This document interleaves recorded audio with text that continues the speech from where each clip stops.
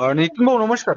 नमस्कार, बोला ना सतीश भाऊ. मी काय म्हणत होतो ते मागं आपलं बोलणं झालं होतं ते पुसद ते हारदडा जो रोड चालू आहे ना सिमेंटचा.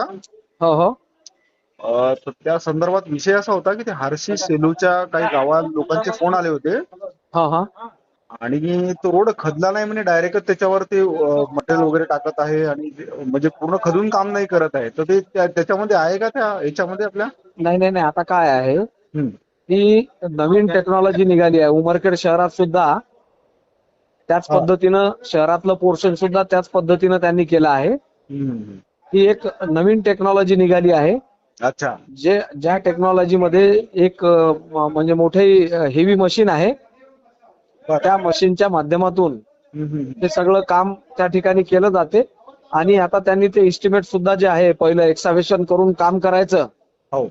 ते सुद्धा त्यांनी रिवाईज करून नव्यानं या सिस्टीम नुसार करण्याची परवानगी शासनाकडून घेतलेली आहे MSIDC कडून. अच्छा. आणि त्यामुळं आता या नवीन टेक्नॉलॉजी प्रमाणे ते रोड करतात. आणि सगळ्यात महत्वाचं म्हणजे हे हम्म, रोड हम्म, केल्याच्या नंतर या रोडचं 15 वर्षाचं मेंटेनन्स जे आहे अच्छा. हा. ते 15 वर्षाचं मेंटेनन्स संबंधित कंपनीकडे आहे. बर बर. हा, त्यामुळे हे तुम्हाला नवीन सांगायचा मुद्दा माझा आहे की म्हणजे तुम्हाला पर्सनली फोन लावायचा या विषयावर की तुम्ही ते जातीनं थोडंसं लक्ष तरी देता. त्यामुळे मी तुमच्या कानावर टाकलं कारण ते लोकांचे फोन आले. मलाही ऍक्च्युली माहित नाही काय विषय आहे. मी मागे नितीन भाऊ या विषयावर बोललो होतो म्हटलं आणि त्यांनी सांगितलं होतं की पुसद हारदडा रोड हा होत आहे.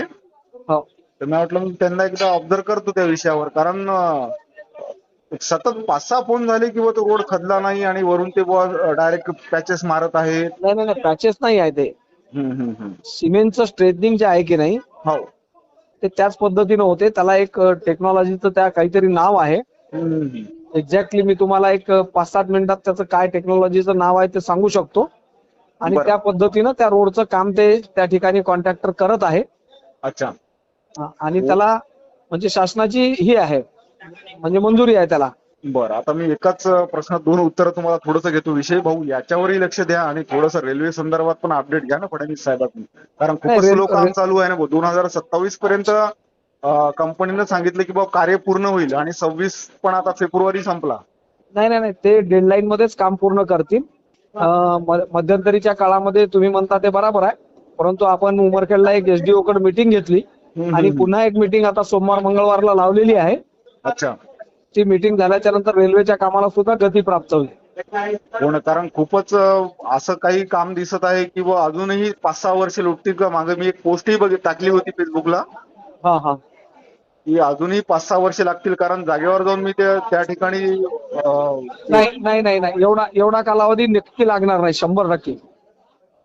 आणि एक महत्वाचा विषय की उंबरकड शहरातूनही मला त्या विषयावर बोलल्या गेलं आणि पुस्तकसाठी थोडं काही लहान मुलांना गार्डन साठी भविष्यात काही होऊ शकेल का भाऊ. कारण कुठं गार्डनच कुठं नाही आहे.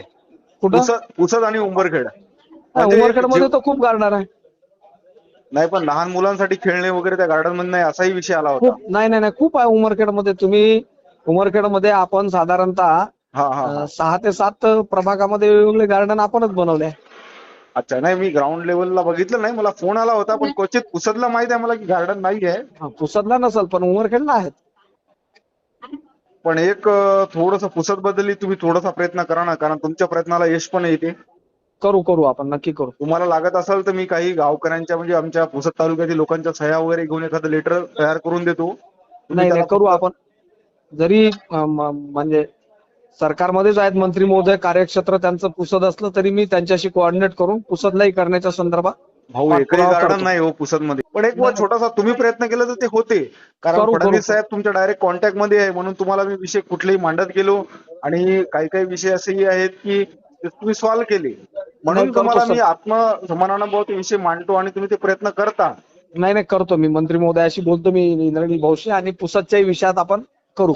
हो. आणि एक फक्त ना भाऊ प्लीज तेवढं ते रोडवर तुम्ही लक्ष राहू द्या बरं कारण तो रोड खूप वर्षानंतर होत आहे आणि त्याच्यामध्ये कुठलेही भ्रष्टाचाराचा विषय नाही झाला पाहिजे नाही यावर नाही तुम्ही नाही, दखल घ्या. मी काय सांगितलं तुम्हाला, 15 वर्षाचं पुढचं मेंटेनन्स सुद्धा त्यांच्याकडे आहे. त्यामुळे ते रस्ता चांगल्याच क्वालिटीचा करेल.